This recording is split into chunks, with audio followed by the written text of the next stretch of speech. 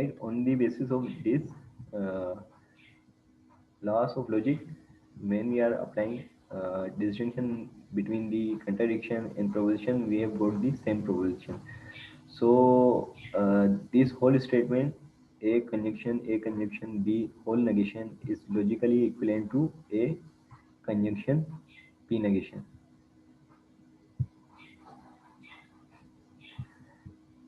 It is clear to all of you?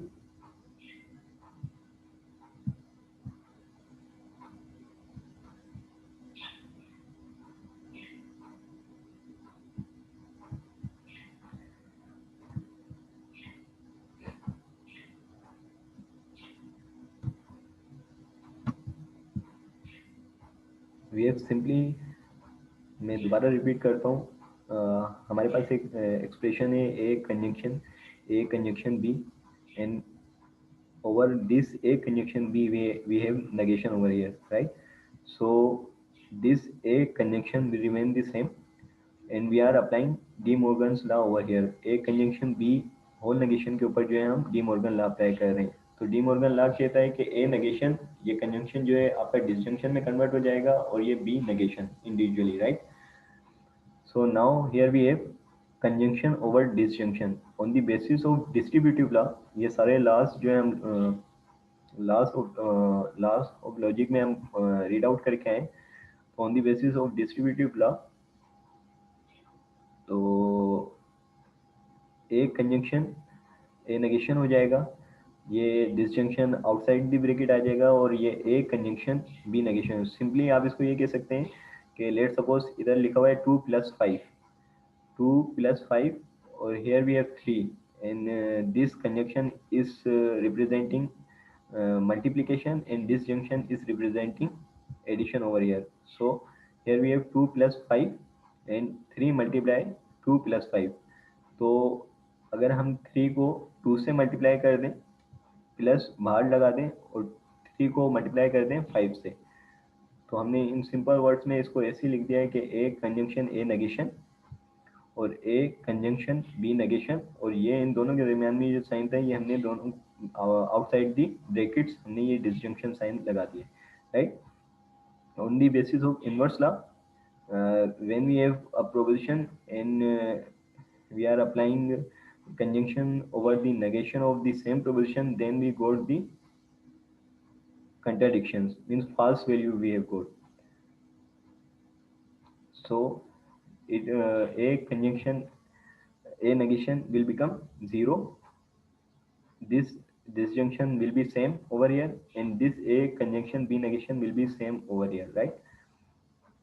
So on the basis of commutative law, हम ए 2 + 3 लिख दें या 3 + 2 लिख दें, तो वो बात सेम ही है.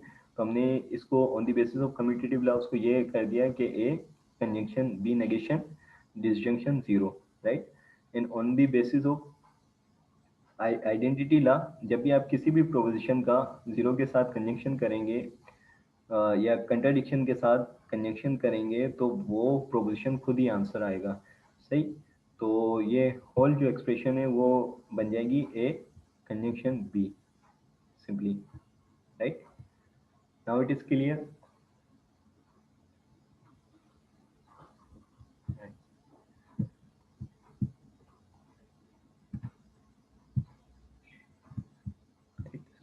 Simplification of Boolean expression using the laws of logic. Simplify the Boolean expression P conjunction negation Q disjunction Q disjunction bracket negation Q conjunction Q, right? We have to solve this whole complex Boolean expression. Solution, the justification for every step is given on its right hand side, right?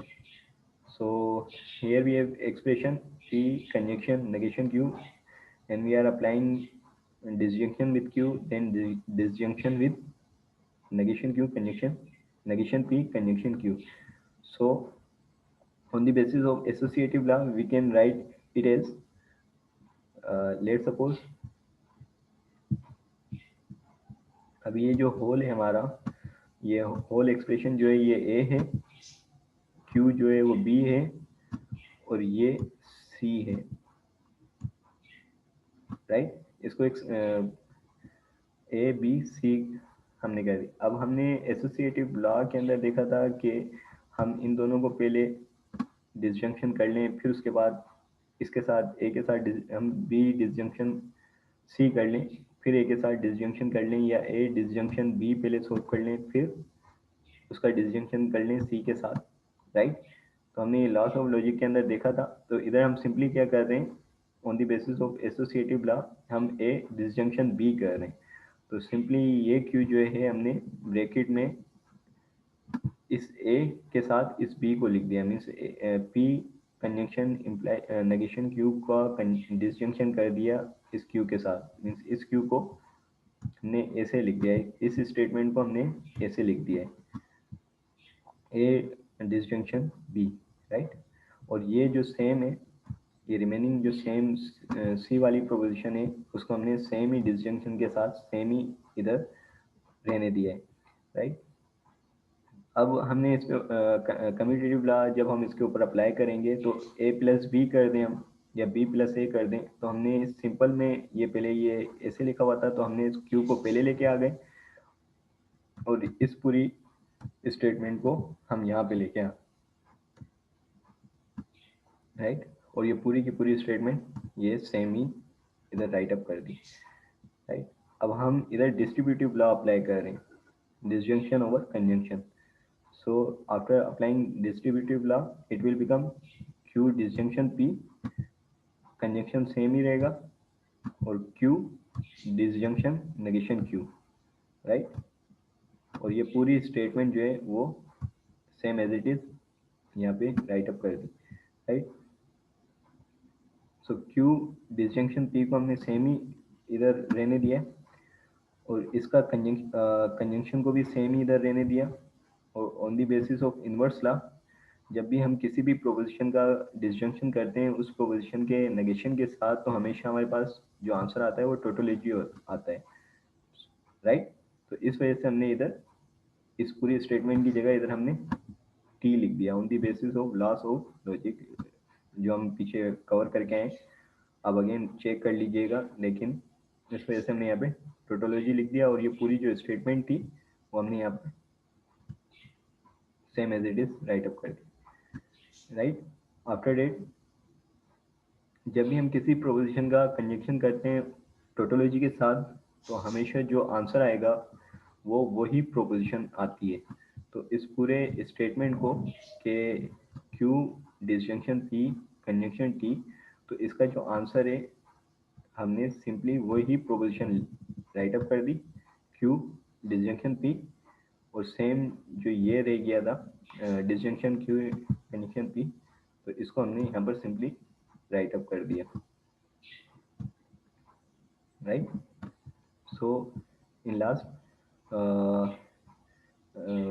We have applied commutative law.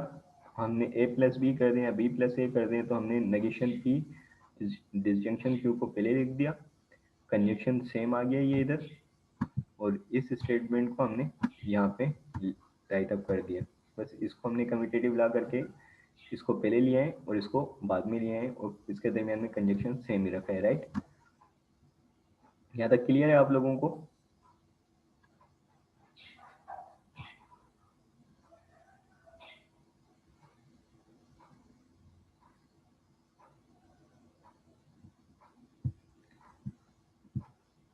यहाँ तक clear है आप लोगों को?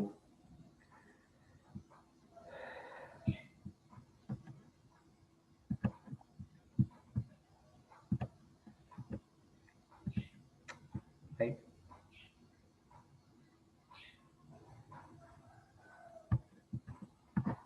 चलिए, ये तो अब इसको बीच में तो नहीं छोड़ सकता हूँ, मीन्स इसको पूरे को तो सॉल्व करें ना। ये एक्सप्रेशन है इसका फाइनल, ये लास्ट स्लाइड है, इसको करते हैं, फिर नेक्स्ट स्लाइड में जो ये फजी लॉजिक को करेंगे। सीवी इसको कंप्लीट करने दें फिर, वरना ये तो बीच में ही रह जाएगा।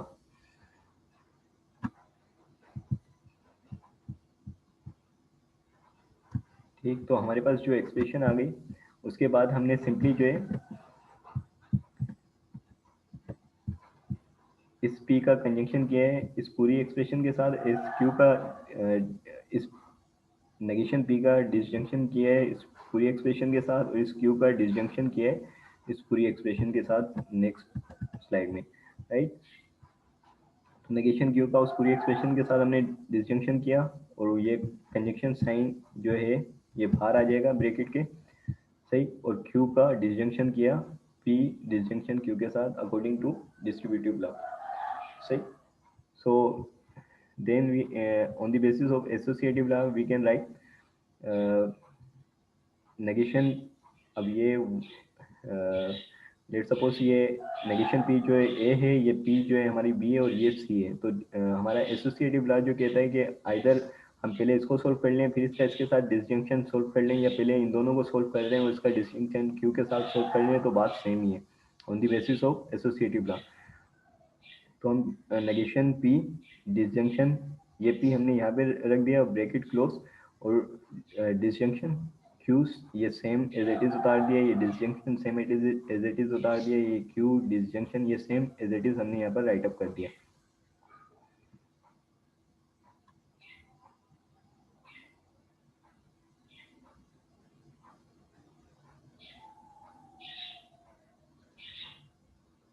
राइट।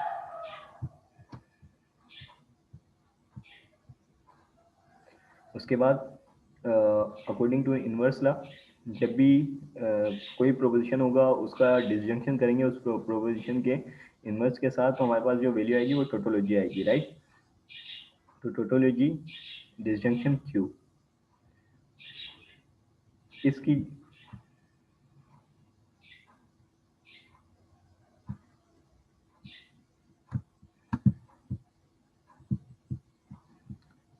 इस पूरी एक्सप्रेशन की जगह हमने यहाँ पर टोटोलॉजी लिख दिया है on the basis of loss of logic, on the basis of inverse law, सही। ये डिसजंक्शन Q हमने सेम ही यहाँ पर लिख दिया, राइट। और कंजंक्शन ये पूरा एज इट इज हमने यहाँ पर राइट अप कर दिया। अब जब भी हम किसी भी टोटोलॉजी का डिसजंक्शन करेंगे Q के साथ, अब भले Q की वैल्यू फॉल्स हो या ट्रू हो, लेकिन हम डिसजंक्शन क्योंकि अप्लाई कर रहे हैं तो हमेशा आंसर जो आएगा वो टोटोलॉजी आएगा। तो इस पूरी एक्सप्रेशन की जगह हमने टोटोलॉजी लिख दिया, और ये पूरी एक्सप्रेशन इधर हमने सेम राइट अप कर दी, right.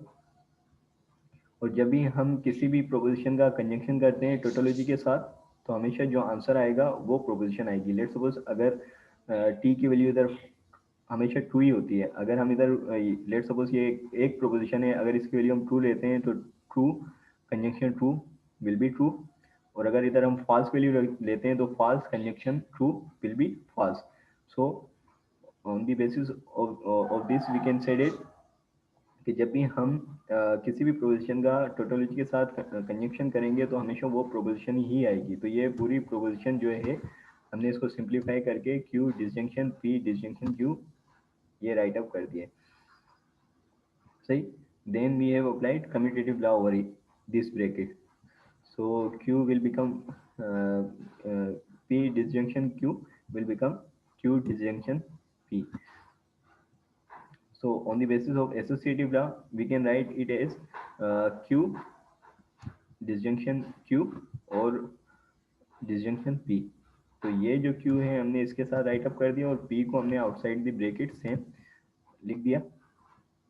On the basis of identity idempotent law, ये जब भी आप सेम प्रोपोजिशन के दरमियान में कंजंक्शन अप्लाई करेंगे या डिसजंक्शन अप्लाई करेंगे तो उसका आंसर जो आएगा वो प्रोपोजिशन खुद ही आएगी।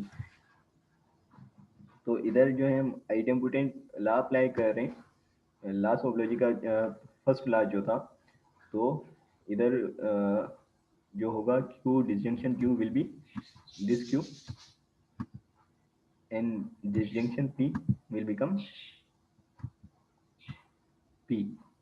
So on and then we will apply a commutative law, so we can write it as P disjunction Q। So this is the simplified form of this whole expression, P conjunction negation Q disjunction Q disjunction negation P disjunction Q, right। So remaining जो है वो next class में करते हैं।